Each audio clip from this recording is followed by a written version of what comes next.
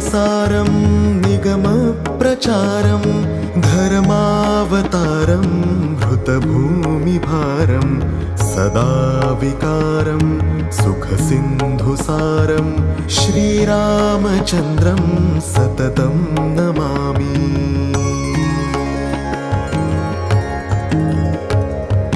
लक्ष्मीविलासं जगतां निवासं लङ्काविनाशं भुवनप्रकाशं भूदेववासं शरदिन्दुहासं श्रीरामचन्द्रं सततं नमामि।